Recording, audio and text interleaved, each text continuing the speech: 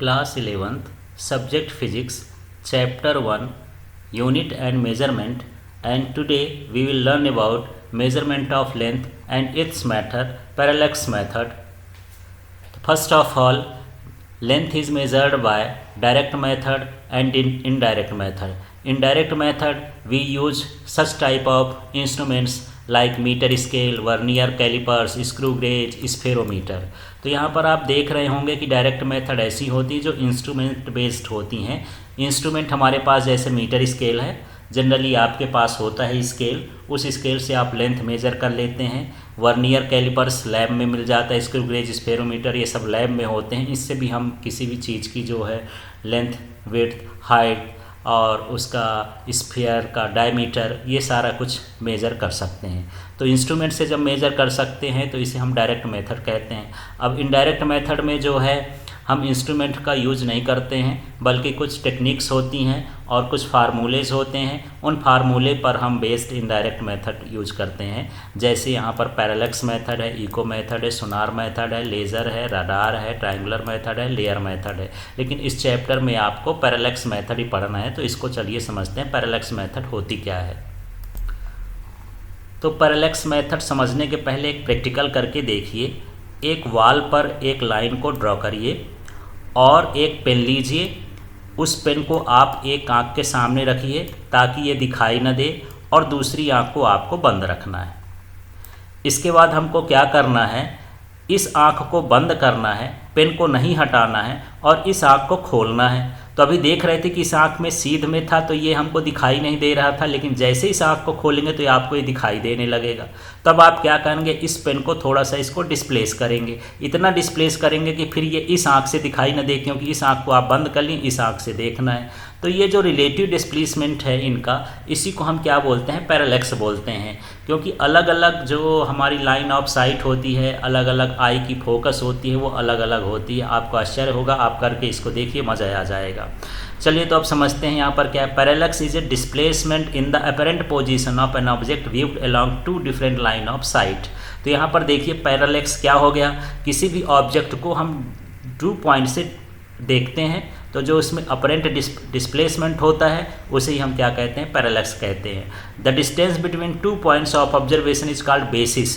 और यहाँ जो ऑब्जर्वेशन के पॉइंट थे, एक बार हम यहाँ से देखें, एक बार यहाँ से देखें, तो हम इस लाइन को हम क्या बोलते हैं, या इसकी डिस्टेंस को क्या बोलते हैं, बेसिस बोलते हैं.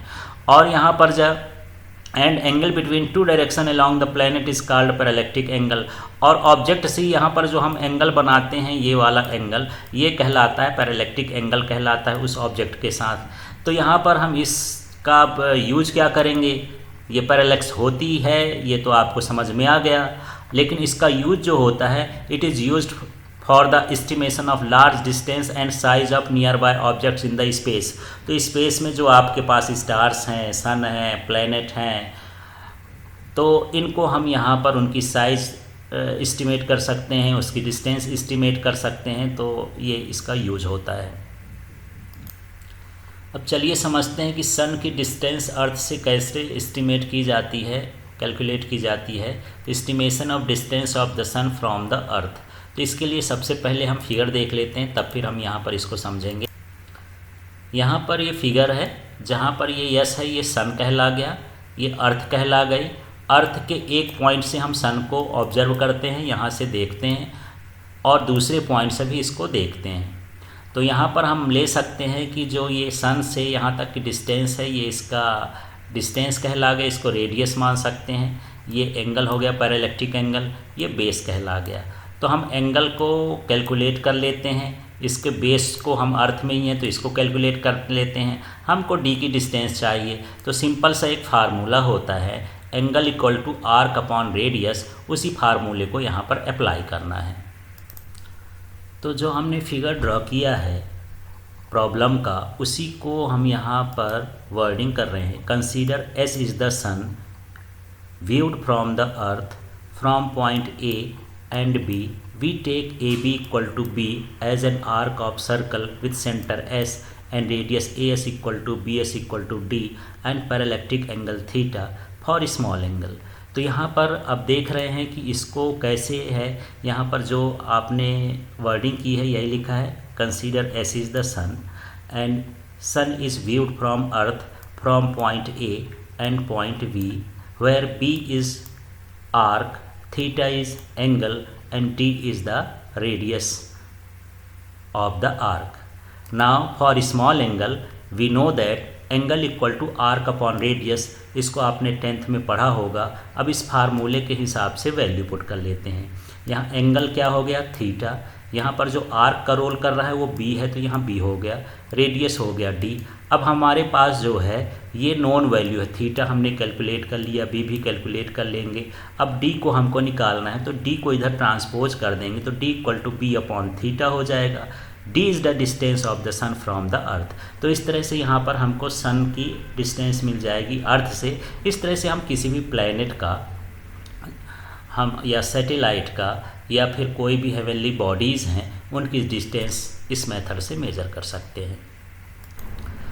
अब चलिए हम किसी भी प्लैनेट की, मून की, सन की साइज़ का एस्टिमेशन कैसे करेंगे। इसमें भी पैरेलैक्स मेथड लगती है। तो इसमें consider moon is viewed from the अर्थ। अब मून की हमको साइज़ फाइंड करना है तो यहाँ पर देख लेते हैं, ये जो बना है ये मून हो गया और ये अर्थ का पॉइंट है। हमको मून को ऑब्जर्व करना है कहाँ से, अर्थ से। तो इसके जो डायमेट्रिकली अपोजिट पॉइंट होंगे तो एक बार इस साइड हमको देखना है, इसी के डायमेट्रिकली अपोजिट बी पॉइंट को देखना है। जब हम देखेंगे तो यहाँ पर ये एक ही पॉइंट है, यहाँ से एक एंगल बनेगा, इसको पैरेलैक्टिक एंगल बोलेंगे। इस डिस्टेंस को एस मेजर कर लेंगे। पहले जो हम पहली मेथड है उससे हम इसकी डिस्टेंस मेजर कर चुके हैं तो आपको थीटा पता हो गया, एस पता हो गया। इस बार हमको क्या निकालना है, टी निकालना है कि इसका डायमीटर क्या है। डायमीटर मिल जाएगा तो इसकी साइज़ मिल जाएगी और इसी चीज़ का हमने ऊपर वर्णन किया है। तो यही है consider moon is viewed from the earth from point E to point A and B, we take A B equal to D as an arc. तो ये जो डी है ये एक आर्क की तरह है, सर्कल विद सेंटर ई। तो यहाँ पर ये जो ई था वो उसका एक सेंटर कहलाएगा and radius S and parallactic angle theta. तो स्मॉल एंगल के लिए फिर से यही हो जाएगा क्या, angle equal to arc upon radius. Angle की वैल्यू थीटा थी, थीटा लिख दिए, आर्क की जगह पर डी था, डी लिख दिए, रेडियस की जगह एस था, एस लिख दिए। इस बार हमको यहाँ पर उसका डायमीटर निकालना है तो एस का इधर ट्रांसपोज कर देंगे तो डी इक्वल टू हो जाएगा S theta, where D is the diameter of the moon. तो यहाँ पर इस तरह से हम उसका डायमीटर फाइंड कर सकते हैं। Thank you.